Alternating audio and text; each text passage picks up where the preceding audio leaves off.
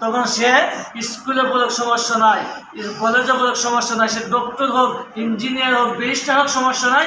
আগে তার কোরআনের দিন শিক্ষা থাকতে হবে। সন্তান যখন প্রাপ্ত বয়স্ক হবে তখন তাকে একটা দিনদার মেয়ে দেখে তাকে বিবাহ দিতে হবে। সন্তান মেয়ে পছন্দ করে বিবাহ করবে, তার জন্য বিবাহ করবে, সে মেয়ে পছন্দ করবে। মা বাবা কেন পছন্দ করবে? মা বাবা তার সংসার করতো না, মা বাবা কি সংসার করবো? এই সমস্ত মা বাবা এসে জানে যারা তার সন্তানকে জোর করে ইচ্ছাকৃতভাবে বিবাহ দেয় বা বিবাহ করায়। ওই সমস্ত মা বাবা সন্তানকে স্বাধীনতা দিয়েছে, সে পছন্দ করে বিবাহ করে, কারণ সে সারাটা জীবন ওই মেয়ের সাথে কাটাবে, সারাটা জীবন ওই মেয়ে ওই ছেলের সাথে কাটাবে। এই জন্য ইসলাম তাকে স্বাধীনতা দিয়েছে। সে পছন্দ করে ছেলে হইলে মেয়েকে পছন্দ করে বিবাহ করবে, মেয়ে হইলে ছেলেকে পছন্দ করে বিবাহ করবে। এটা ইসলাম তাকে স্বাধীনতা দিয়েছে। এটা মা বাবার কোনো অধিকার নাই। মা বাবার কি নাই? সমস্ত আইন, সমস্ত তো যদি পিতা মাতা পালন করে, হকগুলো আদায় করে, তখন ওই সন্তানের কাছে কিছু মা বাবার হক আছে। তখন মা বাবার হক আদায় করতে হবে। মা বাবা যখন বৃদ্ধ হয়ে যাবে, সন্তানকে যখন লালন পালন করছে, ওই মা বাবাকে সন্তান লালন পালন করবে।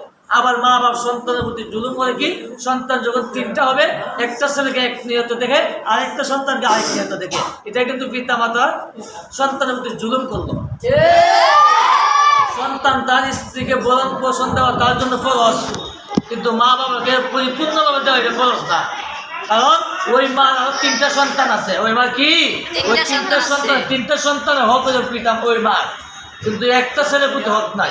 একটা ছেলের প্রতি হক হলো তার বিবিকে সামর্থ্য দিয়ে তখন তার মাকে হাত খরচ দিবে।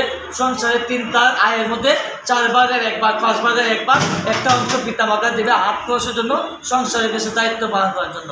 কিন্তু তার বেতনে পরিপূর্ণ টাকা দিবে, এটা ইসলাম সমর্থন করে না।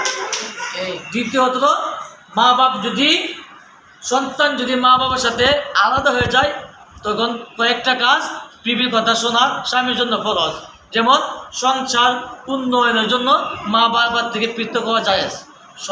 সংসার উন্নয়নের জন্য, যেমন তোমার বড় সন্তান, তোমার সন্তান বেশি হয়ে গেছে, তুমি পরিবারের জন্য টাকা দাঁড়াতে দাঁড়াতে তুমি অসহায় হয়ে গেছো, তখন তোমার যা উচিত হলো তুমি সংসার আলাদা করে তুমি নিজে চলো, তোমার পিতা মাতাকে কিছু সাহায্য সহযোগিতা করো। এটা হচ্ছে ইসলাম বলছে এটা জায়েজ।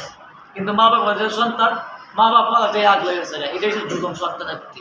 কিন্তু জায়েজ এটা সানির মধ্যে আছে যে সে পৃথক হওয়ার জায়েজ আছে, তবে তার মা বাবার যতটুকু একটু অধিকার আছে সে অধিকারটুকু সে আদায় করবে, কিন্তু পরিপূর্ণভাবে দিতে হবে। এটা ইসলাম সমর্থন করে। এক সন্তানের টাকা কম দিলে এক নিয়ত থেকে, এক সন্তান টাকা বেশি দিল তাকে অন্য নিয়ত থেকে। এটা হচ্ছে মা বাবা আজ জুলুমাতুল ইয়াউমাল কিয়ামা, ওই কিয়ামতের দিন মা বাপ অন্ধকারে আশ্রমে উঠবো, যে এক সন্তানের প্রতি জুলুম করছে আর এক সন্তানকে সাহায্য করছে। এই জন্য এদের বিশাল ওই মা বাবাকে আমার তোমাদের দিতে হবে।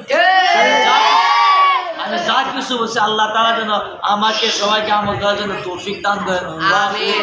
আলহামদুলিল্লাহি রাব্বিল আলামিন।